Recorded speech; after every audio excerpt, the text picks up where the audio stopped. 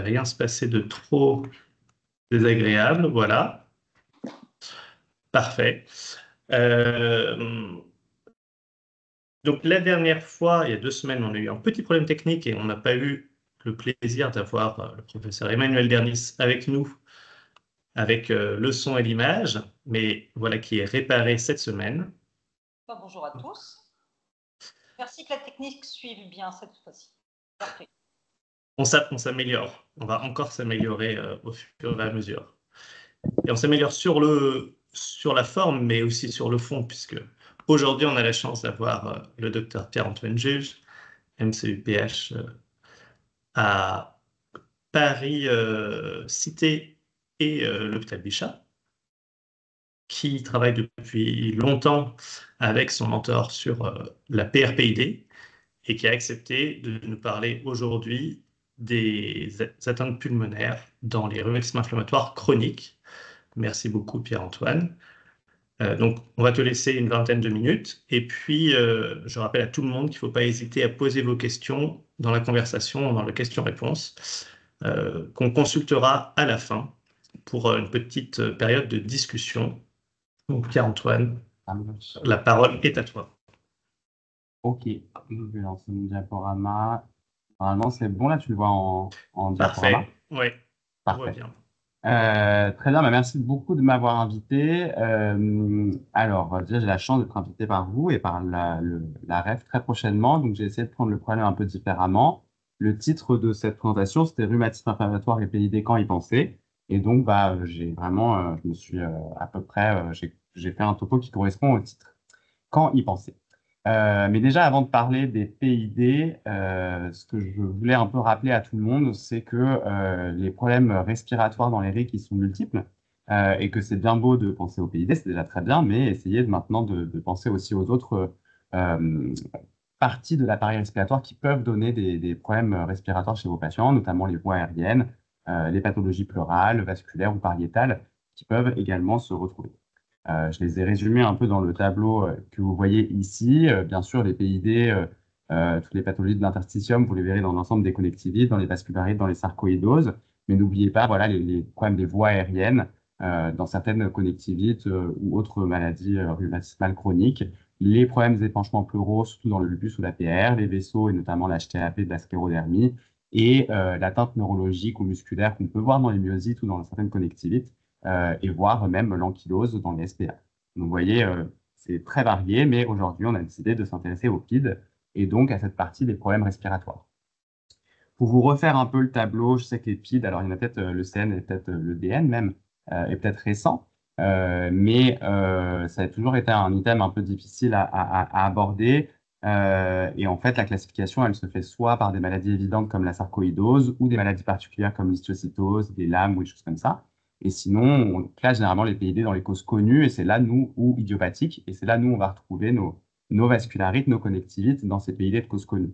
Si on refait un peu d'épidémiologie, quand on prend les fréquences de causes parmi toutes les PID, on s'aperçoit que les PID de causes connues, c'est 1/3 des PID, et que, en fait, les connectivites représentent plus de la moitié de ces causes connues. Et donc, en fait, finalement, les PID de connectivite, c'est 15% des PID de manière générale. Quand on reprend un peu la fréquence dans les PID, dans les maladies auto-immunes, alors c'est des chiffres qui sont extrêmement variables, extrêmement sujets à discussion en fonction de la définition que vous allez donner au PID. Est-ce que ça doit être clinique? Est-ce que ça doit être infraclinique? Est-ce qu'on met un critère d'extension scanographique ou pas? Et aussi par rapport aux critères de dépistage, est-ce qu'on fait des scanners à tout le monde ou est-ce qu'on fait que chez les patients symptomatiques? Et donc, vous allez avoir des chiffres extrêmement variables. Mais voilà, par exemple, dans la PR, qui est notre maladie la plus fréquente, la maladie systémique la plus fréquente, il y a 10% d'atteinte clinique, mais on sait que si on fait un scanner de manière systématique, on peut avoir 20, voire même 30% de pathologies interstitielles asymptomatiques. La sclérodermie est beaucoup plus fréquent, la moitié, et puis après, les myosites, ça dépend un peu du cadre nosologique, mais on considère à peu près 40%. La question, c'était quand y penser, et donc il y a quand même des recommandations de l'ACR qui sont fraîchement sorties. Donc là, je vais vous présenter il y a deux parties des recommandations américaines sur les PID des maladies auto-immunes systémiques. Il y en a une partie sur le traitement qu'on vous présentera lors de la topo sur la REF la semaine prochaine, si vous participez. Et puis là, c'est vraiment la partie dépistage.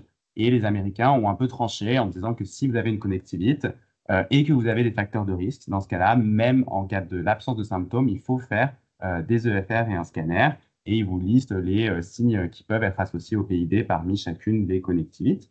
Mais que si vous avez la présence de symptômes respiratoires, dans ce cas-là, quels que soient vos facteurs de risque, il faut aller vers les EFR et les scanners. Donc ça, c'est les recommandations très récentes américaines. J'ai mis 2022, mais je pense qu'elles sont même encore plus récentes que ça. Maintenant, en fait, en pratique, là, il y a deux situations. Soit vous avez un patient symptomatique donc, qui a des symptômes respiratoires, et dans ce cas-là, effectivement, il faut faire un bilan, quelle que soit votre connectivité. Et le problème, c'est qu'on n'est pas tous très performants dans l'interrogatoire et dans la recherche de ces signes respiratoires.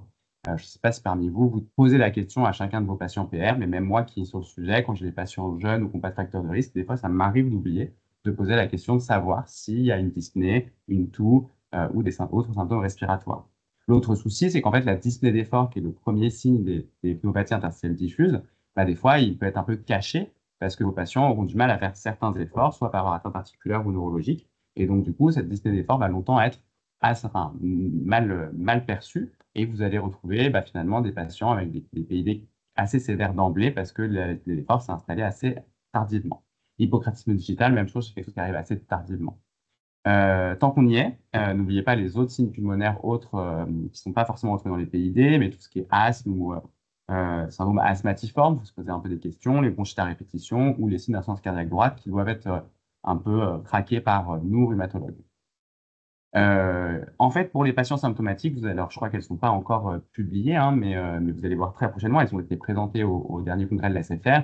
Les recommandations, la nouvelle recommandation sur la PR qui ont été présidées par Bruno Fautrel et dont Philippe Diodet et moi-même étions en charge de développer le côté PID. Et c'est écrit tel quel dans les recommandations. Les symptômes et signes physiques en rapport avec l'atteinte respiratoire doivent être systématiquement recherchés par vous au diagnostic et lors du suivi des patients atteints de PR.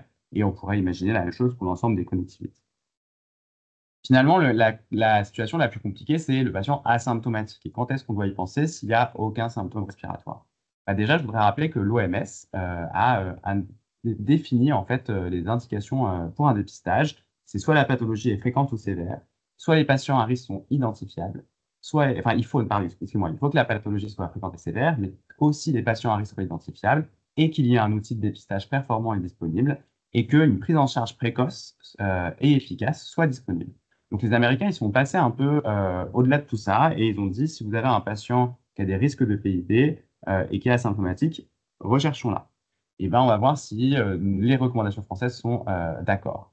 Donc, déjà, quand on parle de stratégie de dépistage, on peut soit dépister l'ensemble des patients, donc, par exemple, tout patient atteint de PR, ou dépistage ciblé en fonction des facteurs de risque qu'on a initialement identifiés. Et c'est ce qu'on a essayé de faire un peu dans la PR, à savoir quels sont les facteurs de risque associés au risque de développer une PID. Ce qui est toujours pas facile, c'est toujours pas évident, parce qu'en fait, il y a beaucoup d'études qui s'intéressent aux facteurs de risque de PID établis.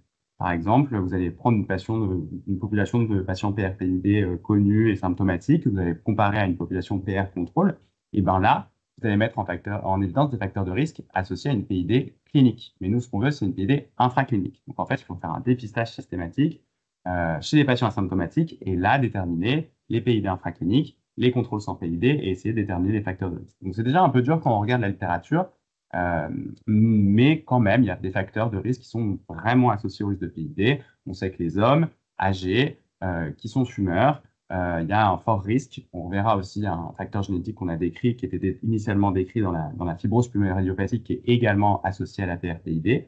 L'obésité, avec une littérature un tout petit peu plus discordante. Et puis, dans les facteurs associés à la PR, l'âge tardif au début de la PR. On sait bien que les patients PR-PID, ils commencent leur PR plus tard. Et notamment l'activité de la PR, ça c'est hyper important. Si vous avez une PR active, il y a plus de risque de faire une PID un peu plus tard. Les ACPA sont difficiles à mettre en évidence, mais effectivement, on a quand même l'impression dans les dernières études et méta-analyses que le fait d'avoir une PR séropositive est associé au fait de faire une PID. Je dirais plus le fait de ne pas avoir d'ACPA doit vous faire reposer la question d'une vraie PR et donc peut-être qu'en fait, il y a beaucoup de PR séronégatives qui ne sont pas tout à fait des PR et qui n'ont pas le lieu de faire des PID. Et donc, finalement, ce travail d'étude des facteurs de risque associée à la PR-PID asymptomatique. On l'a fait dans la cohorte Espoir, c'est un travail qu'on avait fait en 2022, où en fait on a systématiquement proposé aux patients PR de la cohorte Espoir. Alors pour les plus jeunes, ceux qui ne connaissent pas, la cohorte Espoir, c'est une cohorte française qui a suivi des PR débutantes pendant, maintenant on est à plus de 10 ans, même presque 15 ans. Et donc, on a récupéré des données cliniques biologiques et au bout de 10 ans, on a proposé aux patients asymptomatiques d'être évalués par scanner thoracique. Alors, on a perdu beaucoup de patients parce que j'avais des centres qui ne voulaient pas participer ou des patients qui ne voulaient pas participer, mais on a réussi à scanner 163 patients asymptomatiques chez qui on a trouvé donc 31 PID infracliniques. Donc déjà, c'est intéressant, on arrive à un pourcentage de 20% après 10 ans d'évolution. Puis on a évalué certains facteurs de risque et c'est intéressant parce qu'on a retrouvé des choses assez cohérentes, à savoir que le sexe masculin, notre facteur génétique, l'âge au début de la PR et l'activité moyenne au cours du suivi étaient associés à la survenue d'une PID. Et à partir de là, on a pu développer un score prédictif qu'on a validé dans une cohorte interne. Ça, c'est pour vous montrer un petit peu, si on n'a aucun facteur de risque, une femme avec une PR non active sans le facteur de risque génétique qui commence une PR avant 49 ans, et bien, si on fait un scanner après 10 ans d'évolution, seuls 2% de ces patientes-là auront une PID. Par contre, si on est un homme avec une PR active tout au long du suivi, le facteur génétique et une PR qui commence à plus de 58 ans, on a 95% de risque d'avoir une PID. Donc, on montre que quand même notre score, il était quand même assez cohérent avec une chance de plus en plus importante en fonction du cumul des facteurs de risque. Juste pour vous montrer, si on enlève le facteur génétique, c'est un peu moins joli, ce qui quand même pousse un peu à utiliser des marqueurs génétiques très faciles à faire en vie courante et à développer ce genre de biomarqueurs, même si pour l'instant, c'est pas disponible. Ça, c'est pour vous montrer en fait les courbes ROC pour la sensibilité et la spécificité. On voit qu'on a quand même une belle courbe ROC pour essayer de déterminer la présence d'une PID en fonction de notre score composite qui comprenait chacun des facteurs de risque. Donc, quelque chose d'assez intéressant pour dépister la PRPID infraclinique. Maintenant, si on reprend les critères de l'OMS, est-ce qu'on a des traitements dans la PRPID? Alors, il y a des essais randomisés contrôlés qui sont disponibles, mais ceux-ci, ils ont été faits que pour les antifibrosants, dont la définition, c'est des formes fibrosantes progressives, et donc plutôt des patients symptomatiques. Je ne reviens pas dessus, on en discutera avec le diaporama de la REF, avec Raphaël Bory, notre pneumologue. Mais en fait, finalement, on n'a aucune preuve directe de l'influence bénéfique ou négative des immunosuppresseurs sur l'évolution d'une PID asymptomatique, à savoir des patients PRPID asymptomatiques chez qui une prise en charge précoce pourrait permettre de limiter l'évolution. Et donc, l'intérêt de la rémission de la PR, ça, on s'est tous posé la question pendant les recommandations. Effectivement, on a l'impression que l'activité joue un rôle sur la survenue et la progression de la PID, mais en fait, toute PR devrait être mise en rémission. Et donc, on a décidé de ne pas vraiment surligner ce point-là, parce qu'en fait, si on disait que les PR-PID doivent absolument être en rémission, ça veut dire que les autres PR, on s'en fiche un peu, ce qui n'est pas le cas. Toute PR-PID devrait avoir un objectif de rémission ou d'activité faible si on commence sa PR avec une forte activité.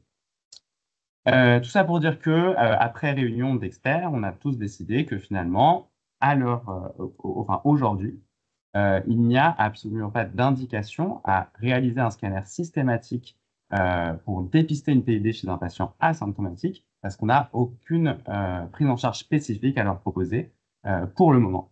C'est bien pour le moment et c'est d'où le actuellement. Finalement, si on reprend un peu la sclérodermie, donc dans la PRPID, pas de dépistage systématique. Dans la sclérodermie, il y a aussi des facteurs de risque qui ont été identifiés. Donc, vous pourrez imaginer un dépistage en fonction des facteurs de risque. Hommes, afro-américains, fumeurs, certains anticorps de la sclérodermie, les SL70. Mais en fait, finalement, le problème de la sclérodermie, c'est qu'il y a quand même une forte sévérité, une forte surmortalité chez les patients qui ont une PID progressive. Et donc, il y a vraiment un intérêt spécifique. En plus, il y a quand même des traitements, on n'en parlera pas aujourd'hui, mais qui peuvent être efficaces. Et donc, finalement, les recos sur la sclérodermie systémique, qui sont dans le PNDS 2022, c'est au diagnostic, scanner pour tous les patients de sclérodermie, quels que soient leurs anticorps. Et s'il n'y a pas de PID, on peut se permettre de surveiller par la clinique et des EFR annuels et de faire un scanner s'il y a l'apparition de symptômes ou une aggravation des EFR.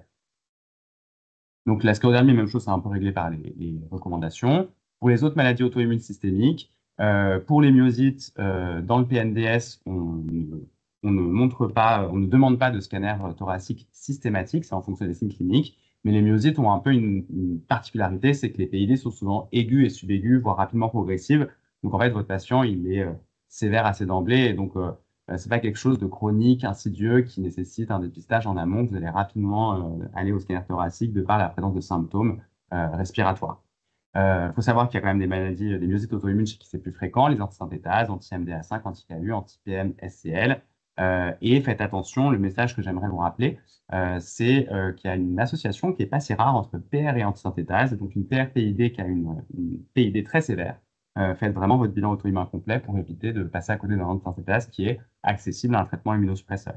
Là, je vous ai mis des petites photos de PINS-PO, hein, l'aspect assez spécifique des kits de myosite avec du verre dépoli, des condensations pour la PO. Pour le Sjogren, en fait, l'atteinte de Sjogren, elle est vraiment mal définie. Elle commence à l'être grâce aux différentes équipes d'ADCN du KB. On remercie Gaëtan Nocturne et Loïc Belec. Et en fait, dans le Sjogren primitif, pour l'instant, considérez 20% de PID, sachant que c'est pas très bien décrit. C'est souvent des pins chroniques. Là, sur la première photo, on peut voir un peu de réticulation, un peu de verre dépoli, mais il y a aussi des entités un peu plus parlantes, la LIP, avec beaucoup de verre dépoli. Puis là, on voit aussi les petits kystes des Sjogren.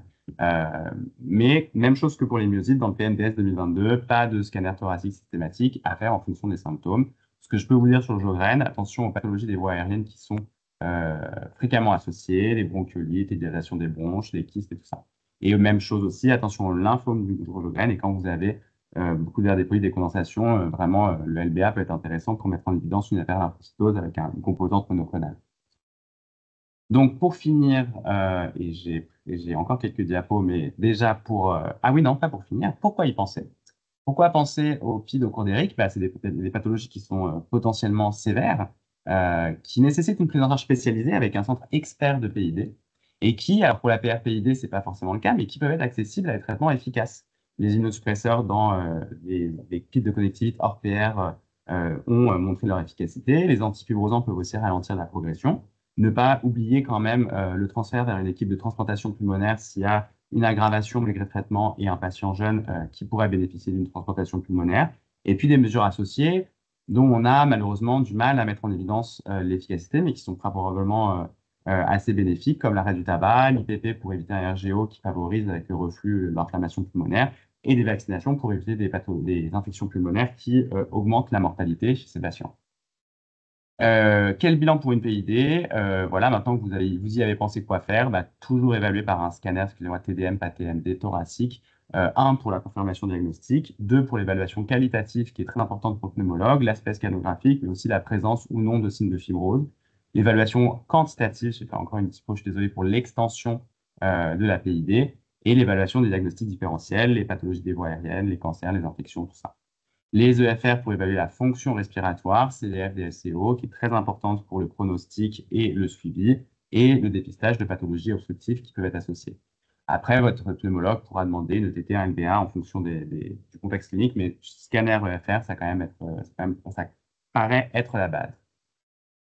Et pourquoi c'est important tout ce bilan? Parce qu'en fait, maintenant, on fait des réunions multidisciplinaires. Donc, je suis là avec vous aujourd'hui, mais il y a quelques minutes, j'étais dans cette RMD et qui continue à se faire sans moi, où on présente les patients qui ont des PID et il y a une discussion multidisciplinaire avec bien sûr les pneumologues. Et vous verrez Raphaël Bory qui présentera avec moi la semaine prochaine le topo pour la REF, des radiologues qui sont extrêmement importants pour l'analyse fine de l'aspect scanographique et de la progression, des chirurgiens thoraciques pour valider avec nous l'indication d'une biopsie pour aller chercher, voir du parenchyme s'il y a besoin, les anatomopathologistes si on a fait la biopsie.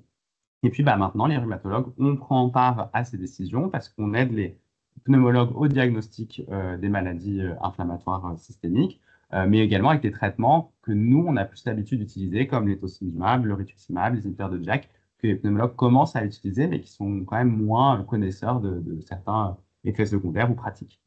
J'ai voulu chercher une photo de Margot Moret, donc notre interchu qui est venue de Nancy, mais Margot, je ne pense pas qu'elle soit connectée parce qu'elle est toujours à la RMD. Et donc, si vous avez envie de venir voir comment ça se passe à Bichat, vous êtes les bienvenus tous les mercredis pour participer à ces réunions très orientées médecine interne.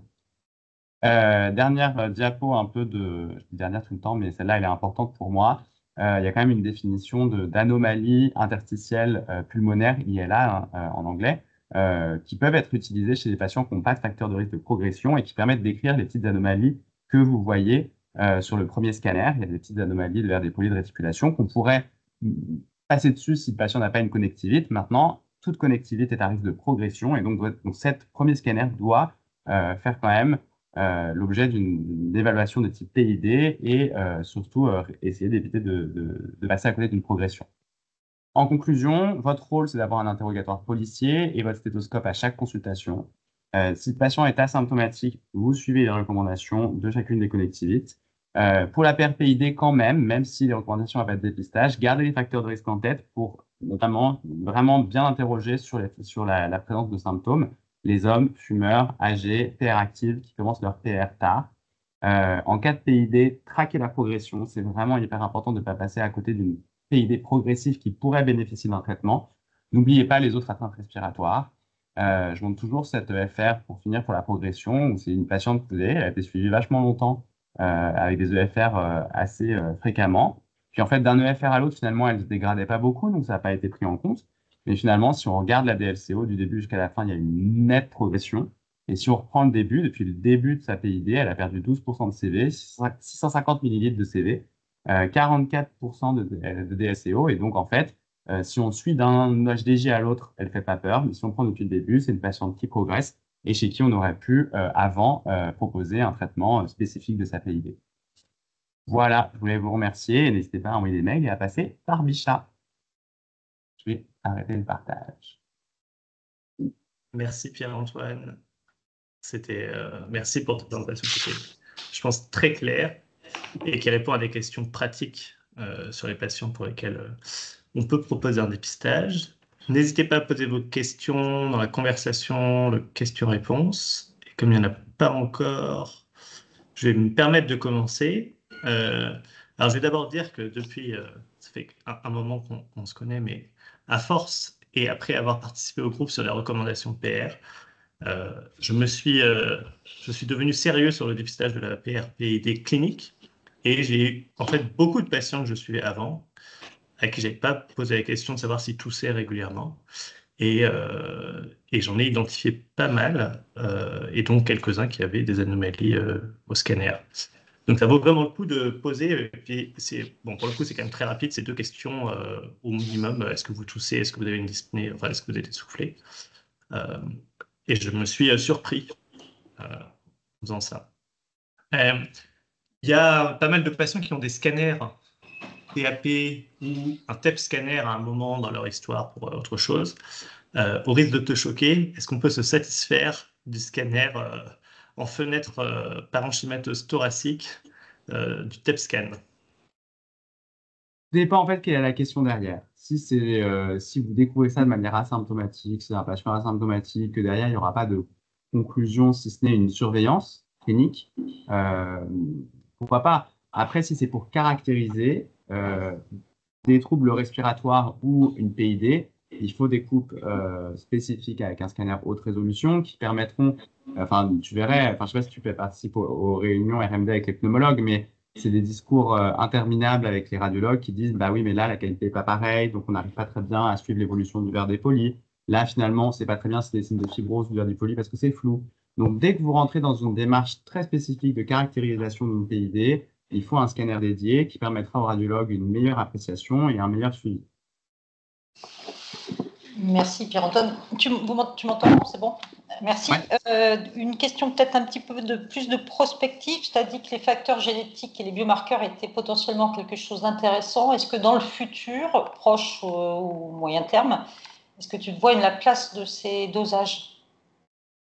Alors, pour l'instant, ça ne pourra jamais supplémenter un scanner quand on veut faire un diagnostic. Maintenant, quand on veut cibler une population à risque, donc essayer de limiter la réalisation d'un scanner de dépistage chez des patients qui sont très à risque, donc l'association des facteurs génétiques et de biomarqueurs. En fait, les autres biomarqueurs, la plupart qu'on ait pour l'instant, c'est des biomarqueurs de souffrance alvéolaire qui sont totalement aspécifiques des PID de connectivité, voire même des PID, mais qui pourra vous dire il se passe quelque chose au niveau des poumons, ce serait bien d'aller faire un scanner. Pour l'instant, moi, le problème que j'ai avec ces biomarqueurs, c'est qu'ils sont, comme je vous ai dit, pour les facteurs cliniques, étudiés dans des études cas témoins qui incluent des patients de PID de connectivité qui sont établis. Ce qui serait intéressant, c'est de le faire dans une démarche de dépistage. Et c'est un travail qu'on pourrait imaginer notamment dans la cohorte espoir et on est en discussion avec Philippe de le faire, c'est-à-dire de doser en fait ces biomarqueurs à un moment où on ne sait pas qu'il y a une PID et de voir si ça permet d'affiner le dépistage. Mais pour l'instant, ils sont faits chez des patients qui ont une PID établie, c'est associé avec l'extension, mais ça remplacera jamais le scanner qui permet beaucoup plus que de simplement dire souffrance alvéolaire, oui, non. D'accord.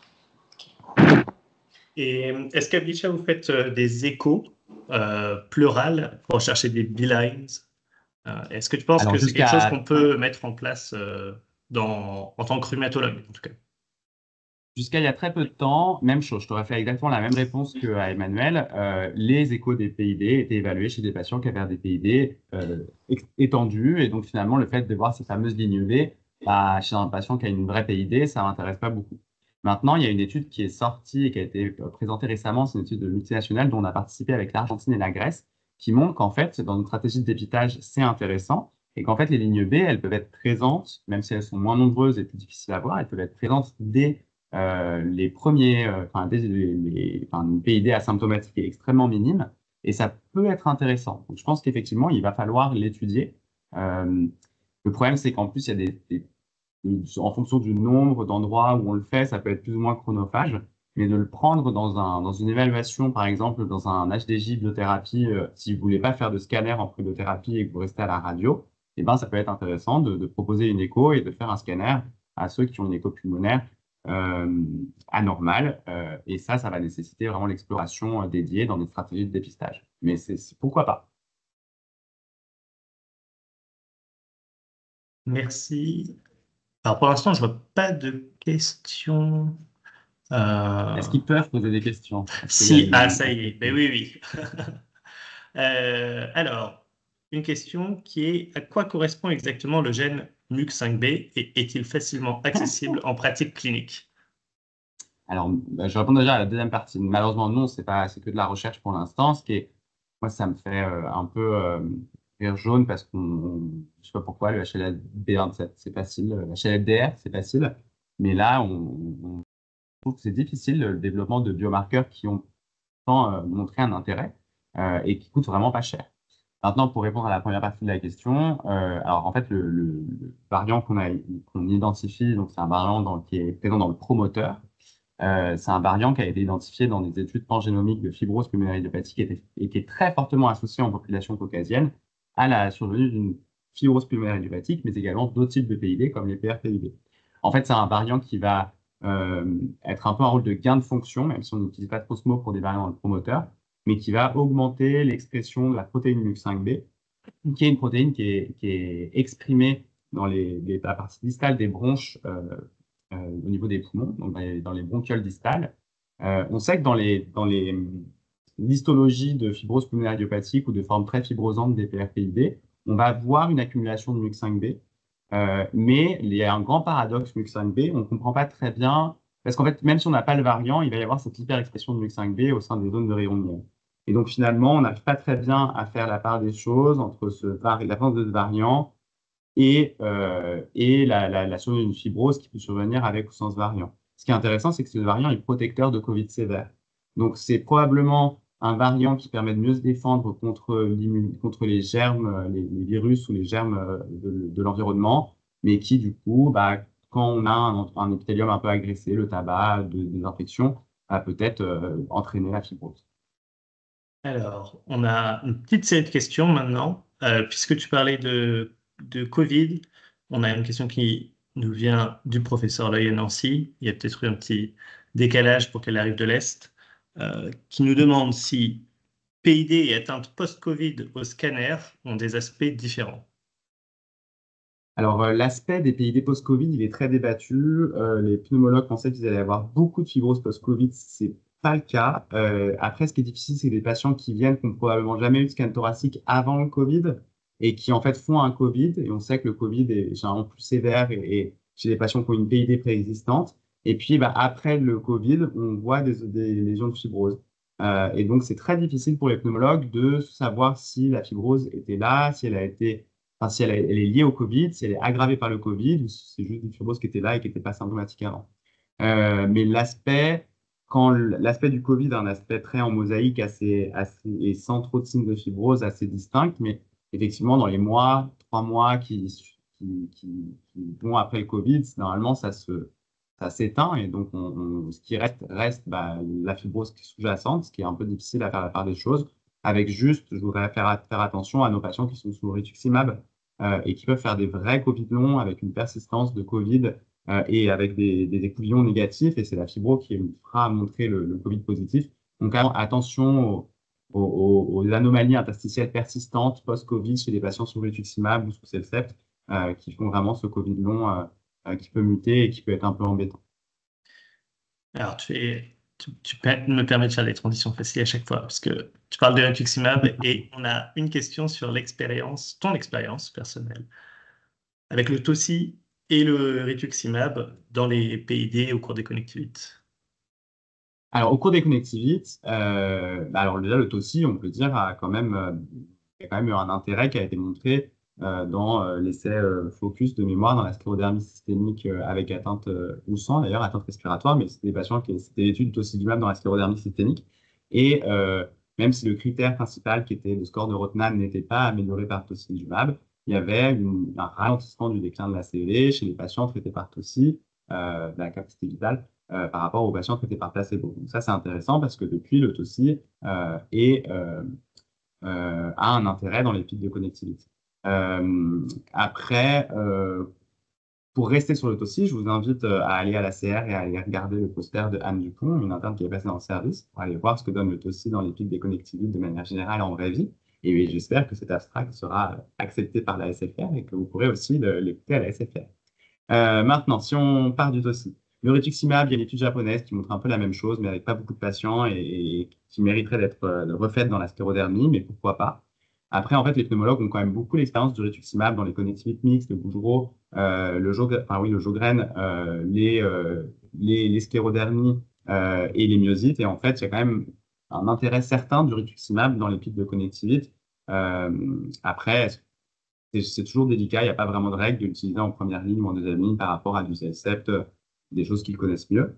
C'est un peu de l'empirisme, mais en fonction des antécédents du patient. Et d'où les RMD, ce pas des décisions qui sont faciles à faire. La littérature elle est très pauvre. Il y a quelques essais randomisés maintenant qui surviennent, notamment il y en a un Récital ou un, je ne sais pas comment il s'appelle, sur le rituximab versus Cellcept, qui est très intéressant et qui montre vraiment l'efficacité. Maintenant, il n'y a pas du tout d'études de stratégie pour savoir quel traitement utiliser. Et dans la PRPID, alors là, mes pauvres amis, c'est compliqué parce que la PRPID, c'est une forme fibrosante, donc on a moins envie d'aller inonder d'immunosuppresseurs. Il y a quand même quelques formes inflammatoires, mais qui sont très lentement progressives. Pour moi, ce qui compte dans la PRPID, c'est la mise en rémission de l'APR. Et ça, il faudrait vraiment réussir à le montrer, que la mise en rémission de l'APR améliore le pronostic de la PID. On sait que dans la PRPID, la mise en rémission améliore la mortalité, mais comme dans tout PR. Et donc, finalement, pour la PID spécifiquement, on n'en a pas encore la preuve. Donc, ça, ce serait particulièrement intéressant. Et après, quelle biothérapie utiliser dans la PRPID ça, c'est toute la question. Dans les recommandations SFR, vous pourrez voir, et on vous en reparlera au webinaire de la REF, c'est plutôt rituximab et abatacept qui ont été mis en premier plan de par la littérature qui existe, mais c'est une littérature pleine de biais, et on pourra en discuter. Maintenant, le primordial, c'est d'être en rémission et d'être sûr que si la PID s'aggrave, ce ne soit pas lié à une toxicité pulmonaire de votre biothérapie, même si c'est finalement très, très rare. Et une petite dernière question. Alors, Emmanuel l'a mise dans les questions, peut-être pour me faire plaisir. C'est quel suivi proposé pour les ILA?